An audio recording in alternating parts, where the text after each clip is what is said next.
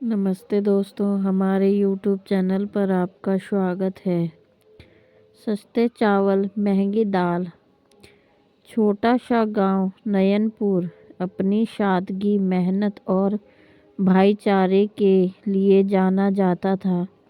वहाँ के लोगों का जीवन बहुत अच्छा और सरल था। सुबह खेत में काम करना, दोपहर घर में और शाम को चौपाल। लेकिन कुछ महीनों से गांव के लोगों के लिए एक ही चिंता बढ़ती जा रही थी, रोजमर्रा की चीज़ों की बढ़ती कीमतें। सबसे बड़ी समस्या थी दाल का दाम। करीब साल भर पहले तक जो दाल 50-60 रुपए किलो मिलती थी, वह दाल अब 150 रुपए किलो पहुंच गई थी। गरीब परिवारों की थाली में दाल का स्वाद अब सिर्फ यादों में बचा था। यही समस्या झेल रहा था गांव का गरीब किसान रामू। वह अपनी पत्नी विमला, बेटा सतीश और बूढ़ी माँ रमा के साथ रहता था। रामू मेहनती था, लेकिन उसकी छोटी सी जोत से बस इतना ही अन्न मिलता कि आधा पेट भर सके।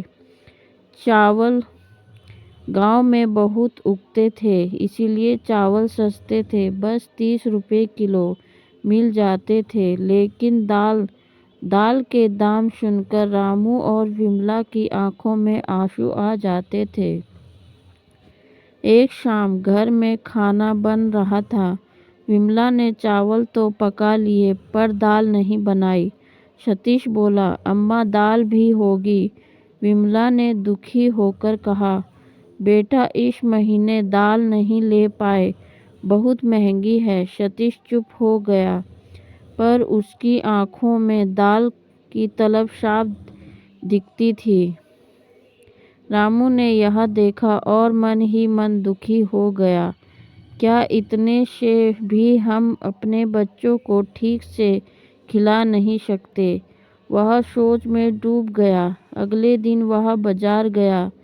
दाल वाले से बोला, क्या दाल थोड़ी सस्ती नहीं दे सकते? मेरे बच्चे कई दिनों से दाल का स्वाद भूल गए हैं।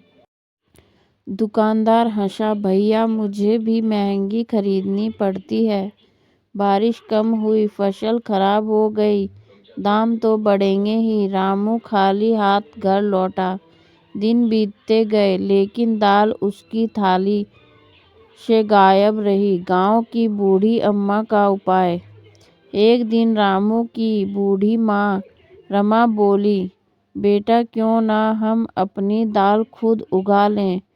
रामू चौंक गया, अम्मा हमारे खेत में तो सिर्फ चावल ही होता है, दाल कैसे होगी? रमा मुस्कुराई, मिट्टी माँ होती है, चाहे चावल उगाएं चाहे दाल, बस देखभाल चाहिए। रामू को उनकी बात अजीब लगी, पर उम्मीद की चिंगारी जली। उसने विमला से बात की।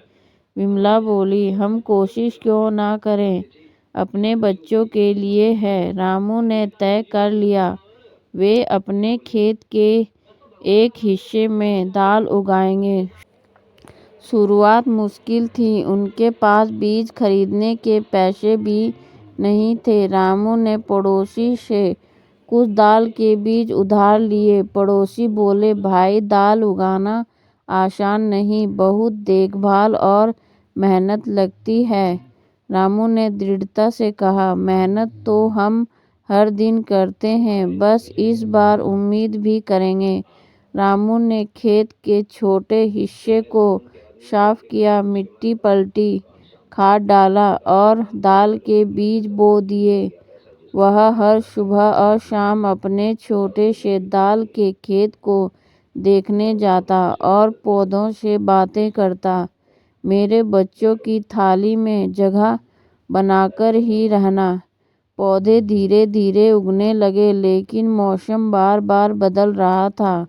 कभी तेज धूप, कभी अचानक बारिश। विमला परेशान होती, कहीं दाल खराब ना हो जाए। रामू हिम्मत रखता, जो होगा देखा जाएगा। गांव के लोग मुस्कुरा रहे थे। रामू दाल उगा रहा है। अरे यार, यह चावल वाली मिट्टी है, दाल कैसे टिकेगी। जब भगवान ने दाल महंगी की है तो आदमी क्या कर सकता है। लेकिन रामू किसी की बात पर ध्यान नहीं देता था। उसके मन में उम्मीद थी और उसकी आंखों में अपने बच्चों के लिए प्यारी सी जिद भी। कई महीनों की मेहनत के बाद दाल के पौधों पर फली लगने लगी। रामू की खुशी का ठिकाना नहीं था। वह दौड़ता हुआ घर गया। विमला अम्मा, हमारी दाल तैयार हो रही है।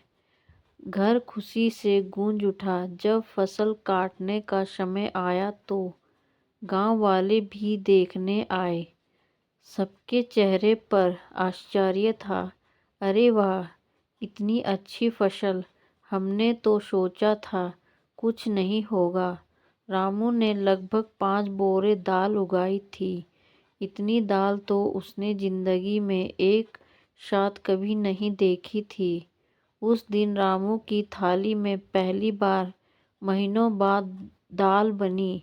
सतीश बोला, अम्मा, आज तो सबसे अच्छा खाना है। अम्मा की आंखें भर आई। यह दाल नहीं, तुम्हारे बाप की मेहनत है बेटा। उस रात रामू ने ठान लिया, अब सिर्फ अपना ही घर नहीं, पूरा गांव दाल खाएगा। अगले दिन उसने गांव की चौपाल में दाल के छोटे से थैले लगाए।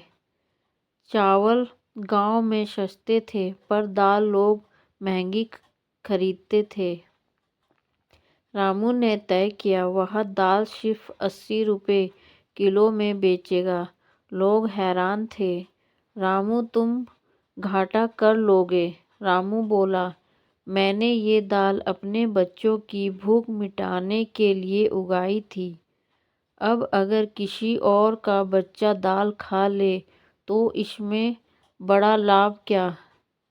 लोगों की आंखें चमक उठी। गांव में दाल का चलन इतना बढ़ा कि अब कोई भूखा नहीं सोता था। अन्य किसान भी जुड़ गए। देखते ही देखते कई किसान रामू के पास आए। हम भी दाल उगाना चाहते हैं, हमें भी तरीका सिखाओ। रामू ने सबको समझाया, कैसे मिट्टी तैयार करें, कैसे पानी दें, कैसे पौधों को रोग से बचाएं। थोड़े समय में जहां गांव में पहले सिर्फ चावल होता था, अब खेतों में दाल की हरियाली भी नजर आने लगी। 1 साल बाद नयनपुर अपने दाल उत्पादन के लिए मशहूर हो गया। आसपास के गांवों से लोग दाल लेने आते। दाल के दाम भी धीरे धीरे कम होने लगे। इसका श्रेय था एक गरीब किसान की छोटी सी कोशिश को। रामू अब सिर्फ किसान नहीं, गांव का आदर्श बन चुका था। पंचायत ने उसे सम्मानित किया।